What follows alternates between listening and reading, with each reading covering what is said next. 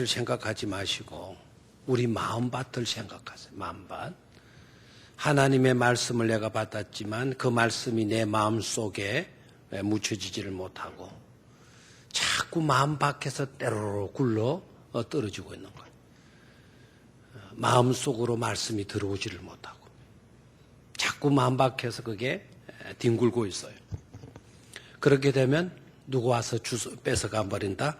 마귀가 와서 빼앗아가 버린다. 마귀가 가서 그것을 쪼아먹고 은혜 받으면, 그래서 변화 받으면 좋겠는데, 마귀는 뺏어가서 지가 은혜를 받으려고 하는 게 아니라 성도들이 은혜를 받지 못하게 하기 위해서 뺏어가는 거예요. 지가 먹으려고 뺏어가는 게 아닙니다. 성도들이 먹을까봐 뺏어가서 자기도 먹지 않고 성도도 먹지 못하도록 하는 것이죠. 그래서 우리는 무슨 밭과 같이 되어져서는 안 된다. 우리 마음이 무와 같아서는 안 된다. 길가와 같아서는 안 된다. 길가와. 굳은 그와 같은 마음 되어져서 안 돼요. 탁탁한 심령. 세상적인 것에 완전히 짓밟혀져 굳어버리는 그런 마음이 되지 않도록 우리의 심령을 기경할 수 있어야 되겠어요. 자, 그 다음에 두 번째 씨앗이 떨어진 곳이 어디라 그랬나요? 5절에 보면 들으는 흙이 얕은 어디에 떨어짐에 돌밭에 떨어짐에 돌밭, 돌짝밭, 돌밭에 떨어짐에 어떻게 됐다 그랬습니까? 흙이 깊지 아니하므로 곧 싹이 나오나 해가 돋은 후에 타서 뿌리가 없으므로 뭐 해버렸다. 말라버렸다. 두 번째 씨앗이 떨어진 곳이 어디라 그랬습니까? 돌밭이라 그랬어요. 돌밭. 자, 누가복음 8장 6절을 한번 보도록 하겠어요. 누가복음 8장 6절. 자, 앞에 우리 누가복음 8장 6절. 자, 누가복음 8장 앞에 나와 있습니다. 화면에 같이 읽습니다. 시작.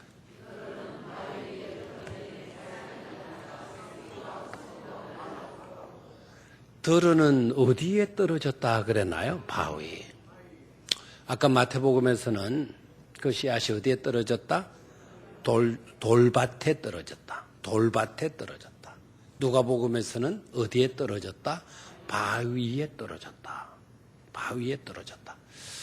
표현이 약간 차이가 납니다. 그러나 유대 땅을 이해하게 되면 크게 무리가 없어요.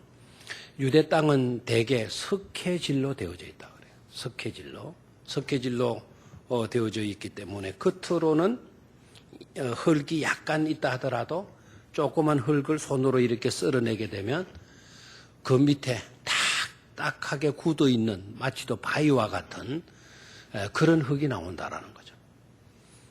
그래서 누가는 그 밭을 그곳을 뭐라 그랬나요? 바위라 그랬고 바위라 해도 어색한 게 없어요. 그 약간 위에 있는 흙을 이렇게 손으로 썰어내기만 해도 이내 그 밑에가 뭐가 나오기 때문에 딱딱한 것이 나오기 때문에 마치 바위와 같은 거죠. 자, 마태에서는 그걸 아예 돌밭이다 이렇게 얘기를 해서 돌밭에 씨앗이 떨어졌다. 그래서 어떻게 됐냐? 해석을 좀 보면 재미있죠. 13절 누가복음 8장 13절 저것이 이제 뭘 의미하느냐? 13절 자 시작. 바위 위에 있다는 것은 말씀을 들을 때 기쁨으로 받으나 뿌리가 없어 잠깐 믿다가 시련을 당할 때 배반한 자다. 근데 저런 상태는 어떤 상태냐? 자, 말씀을 들을 때에 야 너무 좋다, 너무 은혜롭다, 너무 기쁘다 이렇게 이제 받지만 뿌리가 없어서 잠깐이라는 말은 이내 믿다가 참 좋게 시작을 했다가 조금만 어려움을 당하게 되면 뭐 한다 그랬습니까? 배반하는 자요. 뭐를 배반했나요? 믿음을 배반한 거예요. 예수 그리스도를 등지고 많은 사람들. 그런 자가 마치도 비유 속에 어떤 상태와 같다고요? 바위에 씨앗이 떨어진 경우와 같다라는 거예요. 우리 주변에 그런 자들이 있어요, 없어요? 있죠. 우리들도 그런 상태로 지냈던 지난 날이 아마 그런 때가 있었으리라 생각도 해요. 자, 마태복음을 보도록 하죠. 마태복음은 어떻게 이 구절을 해석하고 있나? 20절, 21절 마태복음, 오늘 우리 본문으로 읽었던 마태복음으로 가서 20절, 21절 시작. 돌밭에 부러졌다는 것은 말씀을 듣고 즉시 기쁨으로 받되 그 속에 뿌리가 없어 잠시 견디다가 말씀으로 말미암아 환난이나 박해가 일어날 때에는 곧 넘어지는 자다. 곧 넘어지고 만다. 그래서 열매가 있다 없다? 열매를 딸 수가 없다. 거둘 수가 없다. 뭘 깨달을 수가 있습니까? 우수는 믿는다라는 거예요. 우수는 행복한 것을 느낀다라는 거예요. 복음을 들을 때, 말씀을 들을 때. 그런데 문제는 바로 뭡니까? 뿌리가 마다, 깊지 못하다. 뿌리가 깊지 못한 것이 바로 문제가 되어진다. 그래서 이내 그 싹이 나더라도 말라서 어떻게 된다? 죽어버리고 만다라는. 이내 싹이 어떻게 된다는 거죠? 죽어버리고 만다. 자, 다시 한번 그 구절을 봐야 되겠네요. 자, 5절, 6절, 마태복음 13장 5절, 6절 시작.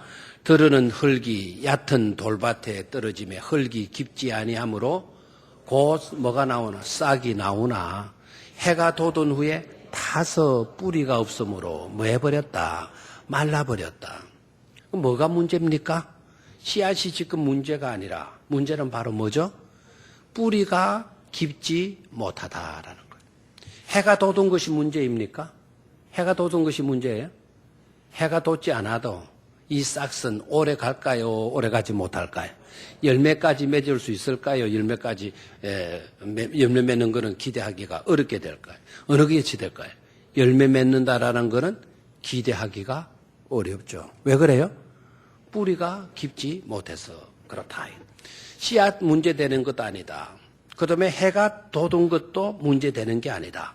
문제는 바로 어디에 있다는 거죠? 뿌리가 깊지 못하는 데 있다라는 거예요. 그러니까 중요한 것은 뿌리가 내릴 수 있는 우리 마음밭이 되어야 된다라는 거예요. 되나요?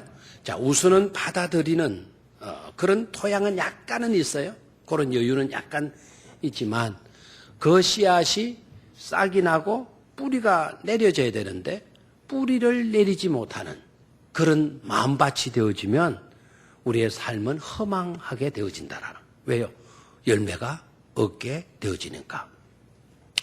영국의 그 테임즈 강가에 법원이 하나 있는데 재판하는 그 재판소가 있는데 그 재판소 뜰에 너무나도 맛있는 포도나무 한 그루가 지금까지도 있다고 그래요. 이제 수백 년의 수령을 가진 포도나무죠. 근데 그 포도나무에서 맺히는 포도나무는 세계 어느 곳에서도 그만큼의 맛을 가진 포도를 만날 수가 없다는 거예요. 그렇게 맛있다는 거예요. 그래서 영국 식문학자들 이런 사람들이 그 포도나무 가지를 꺾어가지고 꺾고지를 하고 뿌리를 또 이렇게 잘라가지고 와가지고 심고 다른 곳에도 심고 아마 이 포도나무가 특이한 어떤 세상의 품종이 되기 때문에 맛있는 줄 알고 그렇게 했다는 거예요. 그런데 이상하게도 분양을 성공을 해요. 꺾고지도 성공을 하고 뿌리를 가가지고 성공을 해요. 그런데 다른 곳에 똑같은 가지이고 나무로 그렇게 했는데도 맛이 안 좋은 거예요. 맛이. 이상한 거죠. 그래서 이게 도무지 어떻게 된가. 뭐 내노라고 하는 식물학자들이 다 와가지고 이 포도나무가 어떻게 해서 맛이 있는 포도나무가 되어진 건가. 연구를 하고 해도 아무리도 안 되고 그래서 뿌리를 추적해가 들어가는데 그 뿌리가 어느 정도까지 뻗어 있었는가 하니까 그 법원이 재판소가 있는 거기에서 테임즈 강까지의 거리가 약 한 280m 정도 280m 떨어졌는데 그 뿌리가 어디까지 뻗어가는가 하니까 280m 테임즈 강 밑에까지 그 뿌리가 뻗어 있더라는 거예요. 그래 거기에서 뭐를 뽑아오는 거죠? 테임즈 강 밑에 있는 그 썩은 뭐 진흙탕이 이런 데 들어있는 그런 끼를 거기서 빨아가지고 위로 올려가지고 뭐를 맺는 거죠? 열매를 맺는다. 최고의 맛있는 포도가 그래서 맺혀질 수 있었다라는 거예요. 여러분 뿌리 깊은 인생이 되게 되면 한 톨의 열매도 기대할 수 없는 그런 허망한 인생이 되어지는가 하면 뿌리 깊은 나무가 되어지게 될 때 최고의 최상의 값진 열매를 맺을 수가 있다라는 사실이에요. 여러분 시편 말씀을 우리가 읽어보면 그 뿌리를 어디에 심었다? 강변에 심겨진 나무가 시절을 쫓아서 뭘 맺는다 그래요? 열매를 맺는다. 그 강변은 곧 누구를 의미할까요? 예수 그리스도의 생명수의 강이 흐르는 그곳을 의미하는 줄로 믿습니까? 예수님께 깊이 뿌리를 내리게 될 때 우리 인생은 최상의 인생이 되어질 줄로 믿습니다. 말씀을 받을 때 이 돌짝바와 같은 이 딱딱한 굳어 있는 이 바위와 같은 이 마음을 어떻게 우리가 씨앗을 간직해서 뿌리를 깊이 내릴 수 있게 할 수 있는가? 딱딱한 바위와 같은 내 마음에 씨앗이 뿌리게 하는 비결, 씨앗의 뿌리가 뻗어 내려갈 수 있게 하는 그 비결, 뿌리를 내릴 수 있게 하는 그 비결이 바로 뭘까? 시편 1편에 그 비결이 나와요. 시편 1편 같이 한번 읽어보도록 할까요? 자, 그 비결이 시편 1편에 나와요. 자, 우리 암송하시는 분들도 있을 수 있겠는데요. 시편 1편. 찾았습니까? 시편 1편. 시작. 복 있는 사람은 악인의 꾀를 따르지 아니하며 죄인들의 길에 서지 아니하며 오만한 자의 자리에 앉지 아니하고 오직 여호와의 율법을 즐거워하여 그 율법을 주야로 묵상하는 도다. 자, 거기에 바로 2절이 비결이에요. 오직 여호와의 율법을 즐거워하여 그의 율법을 주야로 많은 자로다 묵상하는 자로다. 거기다 밑줄을 다 끊었고 바위와 같은 곳에도 깊은 뿌리를 내릴 수 있는 비결, 깊이 있는 깊은 뿌리를 내릴 수 있는 비결이 바로 뭐냐? 여호와의 말씀을 즐거워하여서 그의 율법을 주야로 많은 거다 묵상하는 것이다라는 거예요. 밤낮으로 하나님의 말씀을 듣기를 즐거워하고 읽기를 즐거워하고 배우기를 즐거워하고 그것을 마음속에 생각하게 되어지는 것이 그 뿌리가 바위를 뚫고 밑으로 뻗칠 수 있도록 하는 비결이 되어진다라는 거죠. 아직도 감동이 안 오는 것 같아요? 자, 3절을 봐요, 3절. 그는 어떤 자입니까? 주야로 여호와 율법을 즐거워하여 묵상하는 그 사람은 시냇가에 심은 나무가 철을 따라 열매를 맺으며 그 잎사귀가 마르지 아니한 같으니 그가 하는 모든 일이 다 말이로다 그랬나요? 요동하리로다 그랬어요. 뿌리를 깊이 내리게 하는 비결 바로 뭐라 그랬습니까? 하나님의 말씀을 깊이 있게 많은 것이다. 묵상하는 것이다 라는 거예요. 자, 그 다음에 또 볼까요? 자, 6절을 아까 봤죠. 5절과 6절. 들으는 흙이 얕은 돌밭에 떨어지며 흙이 깊지 아니하므로 곧 싹이 나오나 거기에 싹이라고 하는 단어에다가 동글레미를 하십시오. 싹이 나오나. 오늘 저녁에도 여러분 말씀을 잘 귀 기울여 듣는 복 있는 심령들이 꼭 되시기를 바랍니다. 맹송하게. 그냥 몸은 나와 있는데 생각과 마음은 엉뚱한데 가 있지 말고 낮에 또 현장에서 땀 흘려 수고 많이 해서 피곤하다 하더라도 육신의 그 피곤의 모든 것들도 좀 떨쳐버리고 말씀으로 좀 깊이 들어가시기를 바라요. 자, 5절 보면 뭐가 나오나? 자, 뭐가 나왔어요? 싹이 났어요. 움이 돋았어요. 내 내 마음에 아이들 부르는 노래가 있죠. 싹 트네 내 마음의 사랑이, 내 마음의 기쁨이, 내 마음의 행복이 막 여러 가지 싹 틀 수가 있어요. 싹이 트나 싹이 나오나 싹이 텄다라는 거죠. 싹을 생각하세요. 자, 6절 해가 돋은 후에 타서 뭐가 없으므로 뿌리가 없으므로 말랐고 뿌리 없음 뿌리에다가 동그라미를 하십시오. 있어야 할 것 두 가지가 있어요. 있어야 할 것 두 가지. 뭡니까? 하나는 싹이고 하나는 뭐예요? 뿌리예요. 뿌리. 그런데 보십시오. 있어야 할 것이 두 개인데 하나만 있는 게 오늘 본문의 상황이에요. 뭐는 있어요? 싹은 나와서 있어요. 싹은 있어요. 그런데 뭐가 없다 그랬어요? 뿌리가 없다 그랬어요. 저를 봐요. 이 말은 무슨 말인가 하니까 보이는 것도 있어야 되고 보이지 아니하는 것도 있어야 된다라는 거예요. 싹은 눈에 띄는, 눈으로 볼 수 있는 보이는 것이에요. 뿌리는 흙 속에 들어있으니까 우리가 볼 수 있다 없다? 볼 수 없지만 뿌리가 있어요 없어요? 있어야 되고 있고 있어야 되는 것이죠. 맞습니까? 그래서 보이는 것도 있어야 되고 보이지 아니하는 것도 뭐 해야 된다? 있어야 한다라는 거예요. 뿌리는 있는데 싹이 없다? 그 이상한 나무입니다.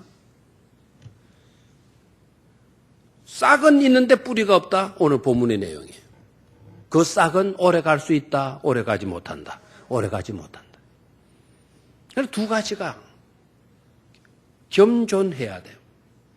보이는 것도 뭐 해야 되고 있어야 되고 보이지 아니하는 것도 있어야 된다. 싹도 있어야 되고 반드시 뭐도 있어야 된다. 뿌리도 있어야 된다라는 거죠. 그런데 문제는 싹은 뿌리가 없으면 그 싹은 이내 죽어버리고 마는 거죠. 끝나버리고 만다라는 거예요. 그래서 싹이 영원토록 있으려고 하면, 싹이 살아남으려고 하면 필수적으로 보이지 아니하는 뭐가 살아 있어야 된다? 뿌리가 살아 있어야 된다라는 거예요. 있어야 되되 살아 있어야 돼. 죽은 뿌리라 그러면 싹은 살 수도 없어요. 그래서 살아있는 뿌리여야 된다라는 거죠. 자, 우리도 신앙생활 해가는데 이 두 가지 요소를 생각해야 돼요. 하나는 겉으로 드러나는 모습, 외면. 하나는 속으로 보이지 아니하는 우리의 내면. 이 두 가지 요소를 겸비할 수 있어야 된다. 속으로는 믿음이 좋아. 너무너무 믿음이 좋은데 겉으로 나타나는 믿음이 보이지를 않고 있어요. 속으로 믿음 뿌리는 너무 좋은 것 같아. 근데 싹이 없어. 싹이 보여야 될 싹이 안 보여요. 믿음은 좋아가지고는 참 기도도 잘하고 막 성경 말씀도 많이 알고 애우고 알고 있어요. 그런데 한 번도 봉사하는 꼴을 못 봐요. 전도하는 꼴을 못 봐요. 선교하는 꼴을 못 봐요. 귀한 일을 할 때 주의 선한 사업들을 우리가 해나갈 때 한 번도 참여하거나 협조하는 모습을 못 봐요. 믿음이 없냐? 그 속에는 믿음이 있어요. 뿌리가 있는 것 같은데 뭐가 보이질 않는 겁니까? 싹이 보이지를 않는 경우도 있어요. 어떤 경우에는 이런 경우도 있죠. 싹은 화려해. 굉장히 싹은 울창하고 화려해요. 막 이 집분 저 집분 무슨 회장 무슨 회장 막 엄청나게 많이 갖고 있어요. 그런데 정작 그 내면으로 들어가서 보면은 너무나 뿌리가 빈약한 내면이 비어 있는 든 것이 없는 그런 내실이 없는 그런 인생도 그런 신앙인들도 많이 우리가 볼 수 있지 않습니까? 오늘 본문을 잘 읽으셔야 돼요. 싹이 나오나 해가 돋은 후에 타서 뿌리가 없으므로 뭐 했다? 뿌리가 없으므로 뭐 했다? 말랐다. 이 싹과 뿌리를 생각해야 돼요. 외면과 내면의 요소를 우리는 생각지 않으면 안 되는 것이죠. 그래서 우리가 겉으로 화려한 어떤 그와 같은 경력을 가지는 것도 중요하지만 그것 이전에 그 모든 것을 지탱할 수 있게 하는 에너지원, 뭐가 갖추어져 있어야 된다, 뭐가 견실해야 된다, 뿌리가 견실해야 될 줄로 믿습니까? 오늘 이 본문에서 우리는 그 메시지를 들을 수 있어야 돼요. 겉으로 화려하려고 하지 마라. 겉으로 화려해서 여러 가지 타이틀을 얻었다 하더라도 내면 형편없으면 그 화려했던 잎사귀들, 무성했던 잎사귀들 한순간에 말라버리고 말아요. 내면을 갖춰, 내면. 뿌리를 갖춰야 돼. 뿌리를 깊이 내릴 수 있는 우리가 되어야 되는 거예요. 제가 좋아하는 그분이 쓴 두 나무 이야기가 있어요. 그 두 나무. 갑자기 그 사람 이름이 왜 안 나죠? 제가 좋아하는 그분. 우리 교인들이 알게 되는 저는 그분 책이 나오면 무조건 다 사는데 갑자기 생각이 안 나네. 나중에 되면 생각나겠죠. 두 나무 이야기. 한 나무가 자라요. 자는데 울창한 그래. 그런데 뿌리가 좀 약해. 근데 바람이 불 때마다 늘 불안한 거라. 그래서 이 나무는 그럴 때마다 내가 한 가지라도 더 뻗어내야지. 그래서 자꾸 가지를 불어내는 거예요. 자꾸 가지. 그러니까 가지가 자꾸 불안할 때마다 가지를 점점 더 많이 뻗어내니까 엄청난 가지가 되어졌어. 그런데 문제가 이제 올여름처럼 태풍이 막 지나가게 될 때.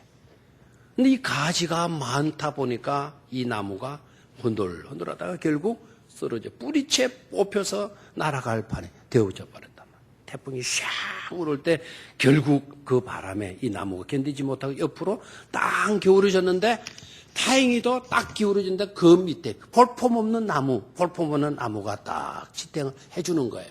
그래서 이 나무가 땅에 탁 몰고 뿌리채로 막 그냥 뒤집어져야 되는데 이 나무에 딱 걸쳐가지고는 더 이상 넘어지질 않은 거예요.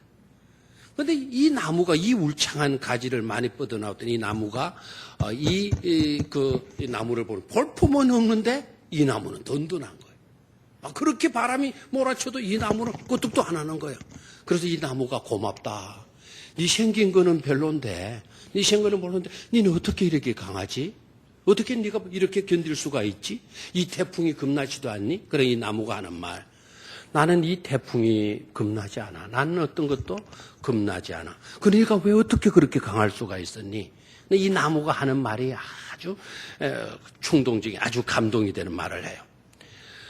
너는 이때까지 보이는 가지를 하나 더 늘리려고 할 때, 보이는 가지를 하나 더 늘리고 뻗으려고 할 때, 나는 땅속 깊이 뿌리를 내리려고 했지. 나는 이때까지 땅속 깊이에 뿌리를 하나 더 뭐 하려고 했지? 내리려고 했지. 그게 비결이라는 거예요. 여러분, 태풍이 불어와도 넘어지지 않을 수 있는 인생. 그 어떤 것이 몰아쳐도 날아가지 아니할 복된 내실 있는 삶이 바로 뭡니까? 겉을 화려하게 치장하려고 하는 것보다 뿌리를 하나라도 더 깊이 내리려고 하는 그와 같은 열심, 그와 같은 믿음, 그와 같은 생활을 되어져야 될 줄로 믿습니다. 겉으로 화려한 어떤 것을 드러내려고 하지 말고 골방에 들어가서 엎드리십시오. 말씀을 펴놓고 깊이 묵상하십시오. 그것이 바로 뿌리를 깊이 내리는 복된 능력의 믿음의 삶이 되어지는 줄로 믿습니다. 세상줄 여러 가지 잡으려고 손 뻗지 마세요. 세상줄 여러 가지. 건세, 명예, 재물 이 모든 걸 잡으려고 여러 손 뻗지 마세요. 하나님의 말씀 안에 깊이 뿌리를 내리려고 하는 그런 열정을 가지실 수 있게 되기를 축원합니다. 명예 잡으려고 하다가 건세 잡으려고 하다가 그 권세들 전부 다 썩은 밧줄이나 다름이 없잖아요. 썩은 새끼줄. 그거 잡아가지고 땡기다간 결국 떨어져서 낙마하고 말잖아요. 다. 떨어지지 아니할 권력이 어디에 있고 사라지지 아니할 명예가 어디에 있고 없어지지 아니할 썩지 아니할 재물이 어디에 있어요. 모든 게 다 썩어지고 사라지고 끊어질 것들 아닙니까? 하나님의 말씀 위에 서는 자만이 견고히 서게 될 줄로 믿습니다. 산상수훈 우리 주님께서 마지막 결론 이렇게 나시죠. 누구든지 내가 가르치는 이 설교 듣고 가르치는 대로 순종하며 사는 사람, 지혜로운 사람과 같아서 반석 위에 틀을 닦고 집을 세우는 인생과 같은 것이다. 비가 내리고 폭우가 쏟아지고 태풍이 불어친다 하더라도 반석 위에 세운 집이 무너지지 아니한 같이 너희들의 인생이 무너지지 않게 되어질 것이다. 우리 주님께서 결론을 말씀해 주셨잖아요. 자, 오늘 돌짝밭에 떨어져 있는 거, 바위 위에 떨어졌다 할지라도 말씀의 깊이를 우리가 더해가게 되면 그 싹이 말라 죽는 것이 아니라 오히려 싹이 아름다운 꽃을 피우고 아름다운 열매로 나아가게 된다. 그래서 내 외면보다도 뭐를 견실히 여길 수 있어야 된다. 내실을 견실히 여길 수 있는 그런 성도들이 되시기를 주의 이름으로 축원합니다. 자, 그다음 자, 7절로 내려가도록 하겠습니다. 7절. 자, 비유, 씨 뿌리는 비유 너무나도 많이 읽고 설교도 많이 듣고 공부도 많이 했지만 항상 그 아는 것으로 멈춰서는 안 돼요. 그죠? 하나님의 말씀은 묵상하면 묵상할수록 읽으면 읽을수록 달고 오묘한 은혜로 우리에게 주어지게 될 줄로 믿습니다. 새로운 깨달음과 영적 교훈을 우리에게 얼마든지 주고도 남을 줄로 믿습니다. 자, 그 다음에는 이제 어디로 간다고요? 몇 절? 7절로 가요. 7절 시작. 들으는 가시떨기 위에 떨어짐에 가시가 자라서 기운을 막았고. 7절 오늘 가시밭까지만 합시다. 가시밭까지. 자, 가시밭에 들으는 씨앗이 떨어졌다. 그래서 가시가 자라서 뭐를 막아버렸다. 기운을 막아버렸다. 결국에는 열매를 맺었다는 말입니까? 열매를 맺지 못했단 말입니까? 열매를 맺지 못했다라는 거예요. 자, 여기에서 눈여겨봐야 될 거는 자라기는 뭐 했습니까? 자랐다라는 거예요. 아까 말라 죽었던 상태가 아니고 싹도 못 내고 마귀에게 빼앗긴 그런 상태도 아니고 세 번째 밭에서는요. 자랐어요. 자랄 건 다 자랐다라는 거예요. 자라기는 다 자랐는데 자랄 건 다 자랐는데 뭐는 얻지를 못했다? 열매는 거둘 수가 없었다. 왜 거둘 수가 없었나? 기운을 막아버렸기 때문이다. 열매 맺을 기운을 막아버렸기 때문이다. 뭐를 막았다? 열매 맺을 기운을 막아버렸다. 자라기는 다 자랐어. 정작 열매를 맺어야 되는데 열매 맺을 뭐는 없어져 버렸다? 기운은 없어져 버렸다. 그래서 열매 맺지 못했다는 겁니다. 자, 그러면 누가복음으로 가서 또 봐야 되겠죠. 누가복음 8장 7절. 누가복음 8장 7절.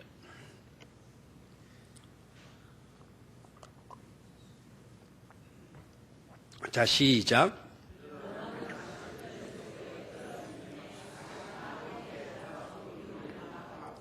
자, 같은 내용이에요. 그런데 마태복음에는 어떻게 되는 거니까 들으는 가시떨기 위에 떨어졌다. 가시떨기 위에 떨어졌다. 누가는 좀 더 구체적으로 가시떨기 어디에 떨어졌다? 속에 떨어졌다. 제가 참 많이 웃었어요. 오늘 이 두 구절 비교하면서 대조하면서 하나는 어디에? 위에. 하나는 어디에? 속에. 그리고 좀 구체적인 거는 가시밭이 이렇게 막 이렇게 가시가 이렇게 서면 이렇게 했는데 그 가시 위에 떨어진 거 맞죠? 근데 그 씨가 위에 있는 게 아니고 나중에는 어디로 가죠? 그 가시들 속으로 떨어지게 되는 거죠. 그죠? 가시 위에 있어가지고는 뿌리를 못 낼 겁니다. 속으로 가서 결국 땅에 떨어지겠죠. 가시들 자라는 그 속에 떨어져가지고 그 다음에 싹이 나서 뭐 했다 그랬습니까? 자라는 단계까지 갔다는 거죠. 됐습니까? 자, 여기에서 문제는 바로 뭐냐? 경쟁의 문제예요. 경쟁의 문제. 다 자라있는 떨기 속이 아닙니까? 가시 떨기 속에. 아까는 뭐죠? 가시 떨기 위에. 이미 가시들은 자랐어요? 안 자랐어요? 자랐어요. 그 속에 이제 그 위에 뭐가 떨어진 거죠? 씨앗이 떨어져 버린 거예요. 여기에서 우리가 생각해야 될 건 바로 뭐냐? 가시와 씨앗의 경쟁 관계예요. 가시와 뭐예요? 씨앗의 경쟁 관계. 다시 말하면 우리가 그 사이에서 그 경쟁의 세계 속에서 우리의 기운이 떨어져 버린다라는 거예요. 경쟁의 세계 속에서. 자, 가시가 그 구체적으로 뭐라 그랬나요? 그 가시가 해석으로 좀 가야 되겠죠? 마태복음 7장 22절로 내려가요. 22절. 아까 우리 찾아놓은 본문 22절. 시작. 가시떨기에 뿌려졌다라는 것은 말씀을 들으나 세상의 염려와 재물의 유혹에 말씀이 막혀 결실하지 못하는 자요. 그러니까 가시떨기가 바로 뭐냐? 가시떨기가 바로 세상의 뭐라 그랬나요? 염려고 또 하나는 재물의 유혹이라는 거죠. 알겠습니까? 바로 그런 곳에다가 하나님의 말씀, 복음이 떨어진 거예요. 복음의 씨앗이 떨어진 겁니다. 됐죠? 그런 것이 세상에 이미 있었어요? 없었어요? 이미 우리가 살아갈 때 세상 염려 우리 마음속에 가득 차 있었잖아요. 재물에 대한 욕심들, 그런 유혹들 우리 마음속에 있었잖아요. 그런 있은 상태에 말씀이 들어온 거예요. 오늘도 아마 여러분들 마음속에 아마 염려, 재물에 대한 욕심 이런 것들로 가득 차 있는 상태 현재 있을 거예요. 그런 상태에 지금 뭐가 떨어지는 겁니까? 말씀이 지금 떨어지고 있잖아요. 어떤 사람들은 이제 이 말씀을 들을 때 막 은혜로 듣는 거예요. 은혜로. 그런데 어떤 사람들은 이제 오늘 이 예배에 참석하면서도 말씀은 그냥 그 사이에 끼어 있는 거고 귀가 있으니까 나와 있으니까 그냥 들리는 거고 뭐는 아직 살아서 꼿꼿하게 살아서 막 그냥 설치고 있어 내 마음에 그 염려, 근심, 걱정 그다음에 욕심, 재물에 대한 욕심 가득 차 있잖아요. 그렇죠? 때마침 그런 데다가 너희들 염려 뚝 하면 귀가 번쩍 떨려져. 막 물질의 축복을 받아라 그러면 그냥 막 욕심 내 욕심 물질이었는데 내한테 너무 적합한 말을 주셨어 아멘 이렇게 하고 나와. 반대로 재물 유혹 좀 버리고 세상 욕심 좀 끊어버리고 세상 재미 좀 다 포기해버리고 이제 예수님과 바른 관계 속에서 살아가시기를 바랍니다. 어떻게 하든 어떠한 상황이 놓이든지 말씀대로 순종하며 살기를 바랍니다. 피곤하고 어렵고 하더라도 꼭 주일 성수 잘하세요. 예배 생활 잘하세요. 그게 복입니다. 그러면 노매 늘 목사니까 하는 그 소리 이렇게 하고 있잖아요. 이런 밭이라면 우리 밭이 무슨 밭이다? 가시떨기 밭의 지금 상태다라는 것을 깨달으면 돼요. 됐습니까? 문제는 바로 뭐죠? 우리가 충분히 행복할 수 있는데 지금 행복하지 못하는 것 가시 때문에 그래요. 그 가시가 바로 뭐예요? 그랬더니 세상 염려, 근심, 걱정. 염려 없는 사람 누가 있어요? 오늘 살아가면서 염려 있잖아요. 조금만 몸이 안 좋아도 그만 불안에 떨잖아요. 내일에 대한 염려 있죠. 그러잖아요. 죽음에 대한 염려 있잖아요.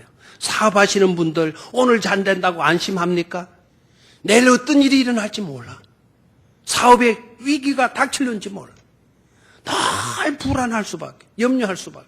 그 가시 때문에 우리가 얼마든지 행복할 수 있는데도 행복하지 못하다는 거죠.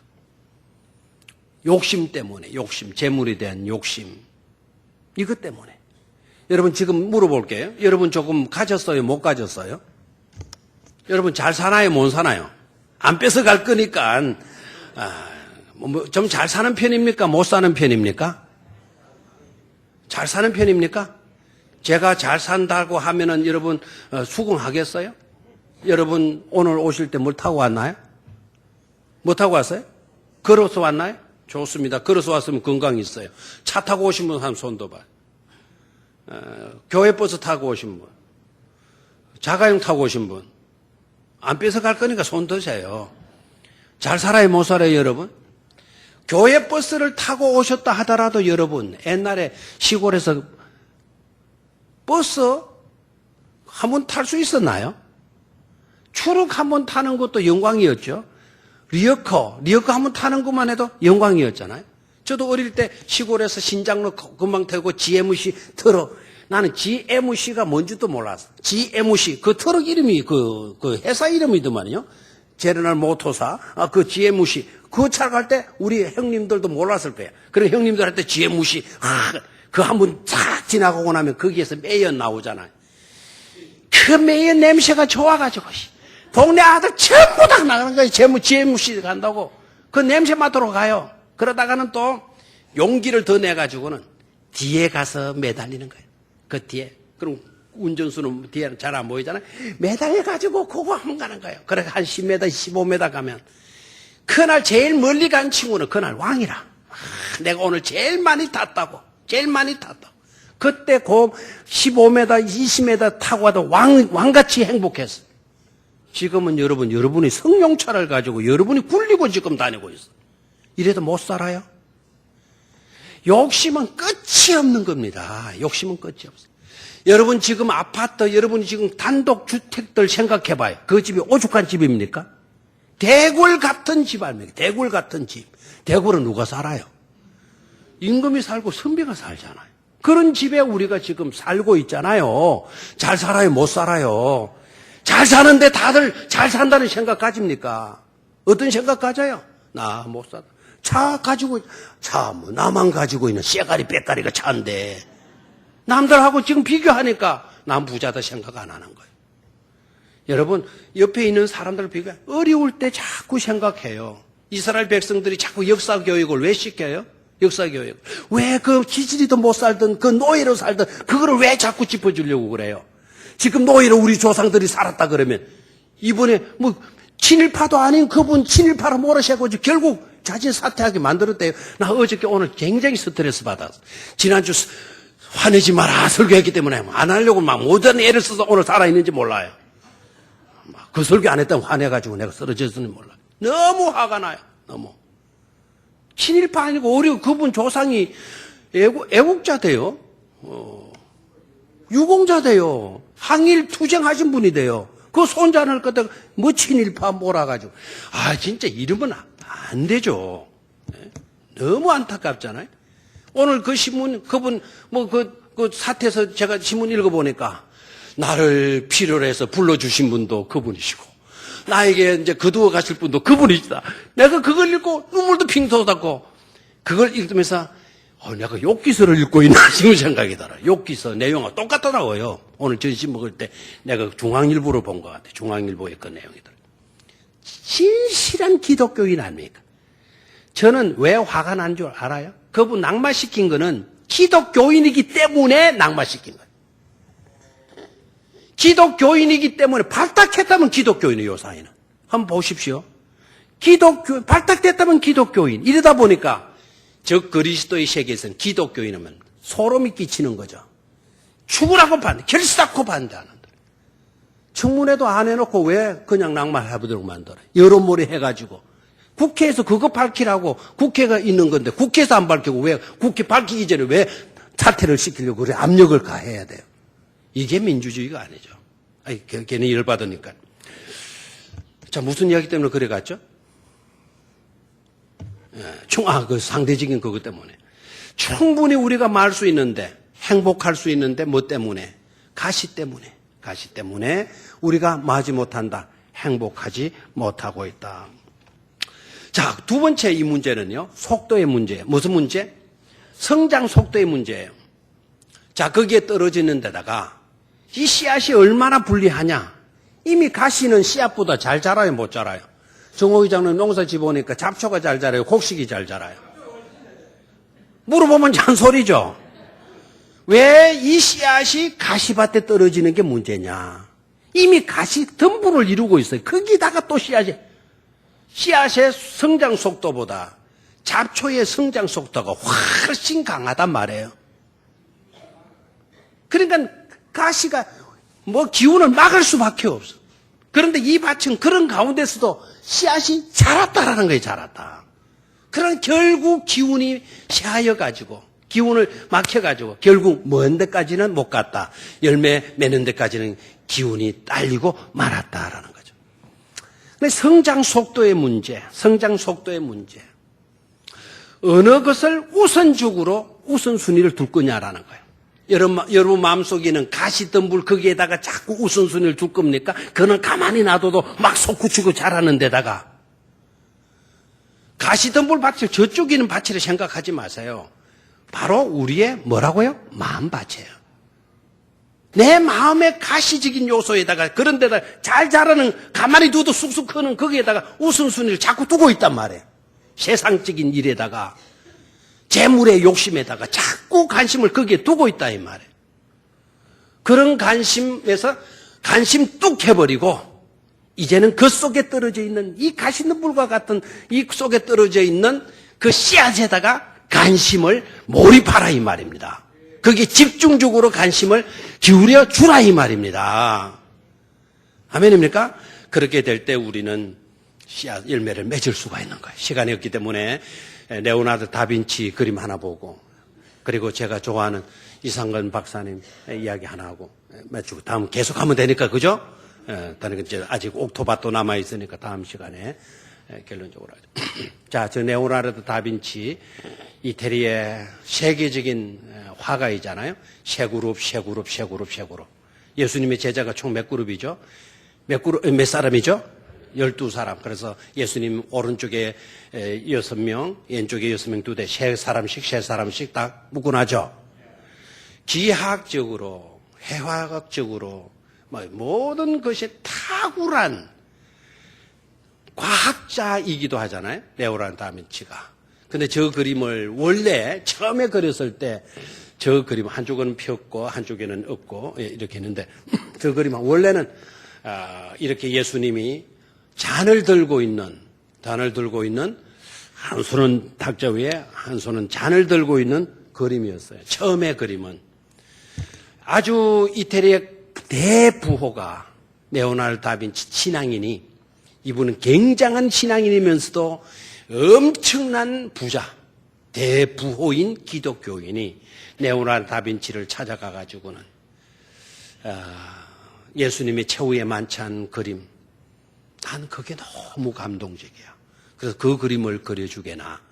그래서 엄청난 그 그림값을 약속을 하고 계약을 하고 그림을 부탁한 거예요. 여러분 대부호라 그러니까 그 부호가 어느 만큼의 부호인지 이름도 복잡해가지고 제가 그분 이름을 다 외울 수는 없어요. 굉장한 부자예요. 아랫게 세계 선교부 우리 모임 노예 임원들하고 같이 연석해서 모임을 가지고 거기에 참여했던 몇 분의 목사님이 우리 교회에 와서 카페에 와서 커피를 마시고 했는데 그때 제가 참 굉장히 놀랐어요. 그분이 중국 선교를 두 군데를 하고 그 교회에서 이제 또 중국 선교를 또 꿈꾸고 있어요. 이제 중국의 근간에 일어나는 성령의 놀라운 역사를 이야기하면서 제가 그 이야기했어요. 우리 좀 형편이 되면 뜻있는 사람들 좀 좋은 일 하자. 좀 부자가 좀 나와가지고는 이런 거 좀 해주면 참 좋겠는데 이 경주나 이런 지역에 좀 이런 거 좀 해줬으면 참 좋겠는데 그래서 한 3억에서 30억 정도 그렇게 하면은 그게 큰 돈입니까? 그래요? 그래서 그게 큰 돈이지. 그러니까 아이고 걱정 마십시오. 걱정. 그래 중국에는 지금요 큰 대갑부들이요 복음에 완전히 빠져 있다는 거예요. 부자들이요 기독교인을 얼마나 몰려들는지 모르고 있대요. 아마 조만간에 권세 잡은 내놓으라는 모든 사람들뿐만 아니라 부자들은 거의 다가 기독교인이 될 확률이 많다라는 거예요. 그러면서 이야기를 하는데 자기가 얼마 전에 갔다 왔는데 상해 알잖아요. 상해 알죠? 상해에 선교사님이 우리나라 선교사님이에요. 서울에 있는 선교사님이 거기 이제 선교를 하는데 자기 교인이 목사님 한번 만나자 그래. 그래 자꾸 만나고 이제 식사를 같이 하는데 자기는 하나님이 얼마나 복을 주셔서 잘 되고 했는지 모른다. 그래서 목사님 하시고 싶은 일이 없냐 그러니까 북경이나 상해 둘 중에 큰 교회를 하나 세우고 싶은 그런 감동을 하나님이 주신다 그러니까 저도 똑같은 감동을 받았다 그러면서 그래서 상해에다가 교회당을 지으라고 400억 원을 이렇게 헌금을 해줬다라. 한 자리에서 400억 원을 딱 써주더라. 4억도 아니고 40억도 아니고 얼마를요? 400억. 그러면 선교사님 막 얼마나 좋겠어. 감사하다고. 그런데 이제 선교사님이 그 써주는 그거를 딱 받는 순간 멈춰라. 스톱. 하나님이 스톱. 멈춰라. 하나님. 엄청나게 교회당을 지으려고 지금 이분이 헌금하지. 멈춰. Why? 왜요? 800억이어야 돼. 얼마요? 800억. 그러니까 손을 사인해가지고 내미는 그 수표에다가 손이 가다가 딱 멈추고 거둬들이지를 않고 그러니까 그 이제 중국에 있는 그 신앙인이, 여자 신앙인이 왜 그러느냐고. 방금 하나님이 받지 마라 그랬다. 왜 하나님이 그러시느냐? 800억이어야 된다 그랬다. 그러니까 이 여자분이 당황을 해가지고 깜짝 어머 했는지는 몰라요. 하여튼 놀라면 우리 어머하잖아요. 어머머 딱 하시면서 정색을 하시더니 정말 하나님은 위대하시고 놀랍다. 사실 제가 800억을 하려고 하는 마음을 먹었었다고. 그래 그 자리에 400억을 지우고 800억을 딱 상해에다가 땅 해가지고 교회 그 산 중턱에다가 대학교 규모 36만 평, 연세대학이 18만 평입니다. 연세대학이 지금 신촌에 있는 연세대학이 18만 평, 36만 평 사가지고 거기다 교회당 그것도 세웠는데 이제 완공 단계가 되는데 작년 연말에 그 주변으로 고속도로가 지나가게 돼. 그리고 고속도로 톨게이트를 거기에다 세워주고. 놀랍죠? 에이. 이거하고는 그거하고는 상관이 없어. 하여튼 대부호가 저 그림을 그리달라. 미켈란젤로가 처음 그려가지고 이제 이렇게 잔을 들고 있는 그림인데 다 그리고 난 친구를 불러온 거예요. 친구를. 그리고 친구도 대단한 실력자예요. 그리고 그 그림을 친구가 그 그림을 볼 줄 알잖아요. 유명한 화가네 친구도. 그 그림을 보는 순간 완전히 감동을 먹고. 특히 그 화가의 눈에는 예수님이 들고 있는 그 은잔, 그 은잔의 섬세함이요. 이게 실제 은잔보다도 더 멋있게 섬세하게 그려져 있는 그 은잔을 보고 탐복을 한 거예요. 그래서 그 레오나르도 다빈치 너무너무 완벽하고 너무너무 놀랍다. 와, 이거는 세계적인 명작, 전무후무할 명작이다. 그러면서 특히 은잔을 했어요. 그랬더니 레오나르도 다빈치가 은잔이라는 말을 탁 듣는 순간 자기가 마시려고 하셨던 음료수를 탁 집어넣어. 그리고는 붓을 가지고 오라고. 붓을 가지고 은잔에다가 막 색칠을 해버리는 거예요. 그리고 친구가 그 대작을 그러니까 와 그랬냐고 내가 실수했냐고. 아니야. 이 그림은 실패작이야. 왜 실패작이냐? 이 그림에서 중요한 것은 은잔이 아니라 저 가운데 계신 예수 그리스도가 보여야 되는데 예수 그리스도가 아닌 은잔에 눈이 모였던 이 그림은 실패작이야. 내 그림에서 중요한 것은 은잔도 아니고 그 어떤 배경도 아니고 과학적인 어떤 기하학도 아니다. 오로지 예수 그리스도 그분만이 드러나야 되는 거다. 레오나르도 다빈치. 여러분 우리의 주변에 여러 가지를 두려고 하잖아요. 가시와 같은 그런 유명세들을 갖다 놓으려고 해요. 정작 누구는 없어져 버리고 예수 그리스도는 없어져 버리고 하나님의 말씀은 없어져 버리고. 이상건 박사님 그 대구 제일교회 신무하시다가 돌아가시죠. 그분의 아들이 지금 연동교회 이성희 목사님, 훌륭하신 목사님이시죠. 연동교회는 우리 교회보다 2년 역사, 교회 역사가 더 오래된 교회. 그 교회는 역사가 우리 교회보다 121년이죠. 그런 2년 더 역사를 가졌. 121년의 역사인데도 담임 목사님이 5분, 이제 지금 이성희 목사님이 6대째. 그럼 평균 한 목사님이 몇 년을 거기에 계신 거죠? 20년이 훨씬 넘게 그 교회에 심우를 하시는 거예요. 6분 목사님밖에 담임 목사님 안 모셔서 거기에 지금. 연동교회, 서울에. 기독교 100주년 기념관 바로 종로에 5가 있는 그 교회. 그분의 아버지 이상근 목사님인데 이분이 얼마나 유명하냐? 이분이 성경 주석을 주해책이라고, 목사님이라면은 뭐 요사이 젊은 목사님 모르겠지만은 우리 때나 뭐 우리 아래층이나 우리 윗때나 대개 서재에 이분의 주해집, 주석집은 꼽혀 있어. 이상근 주해집, 친구야. 이상근 그 신약, 옛날에 신약 요사이 창세기와 출애굽기까지는 주석을 하고, 그다음에 이분이 70에 은퇴를 하셔가지고 더 이상 저수를 못 했거든. 이분이 그렇게 하시고, 그다음에 외경, 이번에 어저께 성서대회 갈 때 외경 이야기 났죠. 아포크리파. 그 외경까지 이분이 해석을 한 사람, 주석을 한 사람.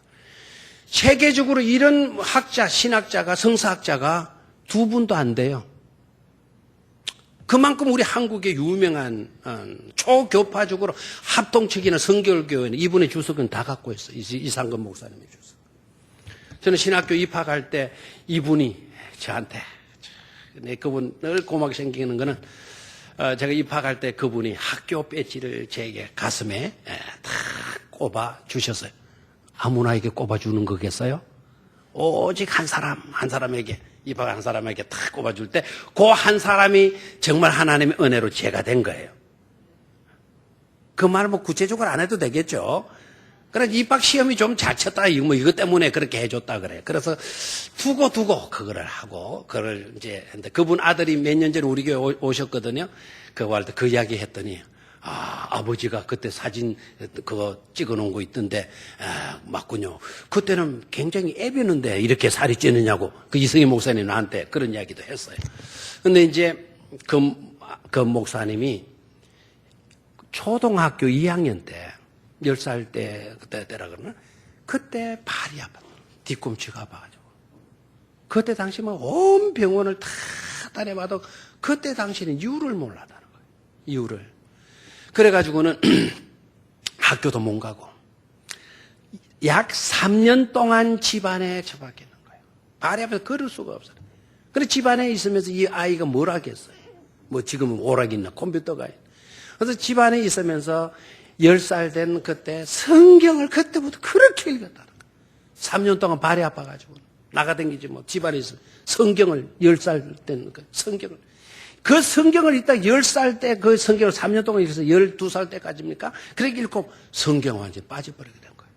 성경의 매력을 읽고. 그때부터 공부해가지고 성서신학자가 된 거 아닙니까? 그래서 제일교회에서 70에 은퇴를 할 때 막 지금도 그래도 이제 그간에 몰랐는데 은퇴를 하려고 또 보니까 다리가 아프고, 그래서 이제 혹시 늙고 은퇴하고 난 뒤에 뭐 자녀들이나 교인들에게 부담 주면 안 되겠다 해가지고는 병원에 가서 해보니까 뒤꿈치를 딱 갈라보니까 뒤꿈치 안에 1.3cm짜리 철사가 거기에 박혀 있었다라는 거예요. 60년간을 가까이 그 철사가 뒤꿈치에 있게 지낸 거예요. 그래서 그 철사를 수술해가지고 이 철사가 들어있었다 그러니까 이상근 목사님 그 철사를 탁 받아가지고는 이렇게 침상에서 이야기를 하셨대. 철사야, 네가 나한테 가시였구나. 그래, 네 가시가 그 10살 때 철방거리고 쫓아다닐 그는 모르는 걸 못하게 만들었지. 그리고 네가 나로 하여금 가시가 되어줘서 내가 뭘 읽게 했다? 성경을 읽게 했다. 세상 기운 다 막아버리고 너는 오히려 나에게 성경을 읽을 수 있도록 해 주었구나. 두고 나는 네 은혜 잊지 않겠다. 그래가지고는 그 철사를 1.3cm 철사를 유리병에다가 탁 집어넣어가지고는 봉해가지고 이상근의 은혜의 가시 해가지고 딱 해가지고 지금 이승희 목사님 서재에 그거를 보관을 해놓고 있더라고요. 재미없어요?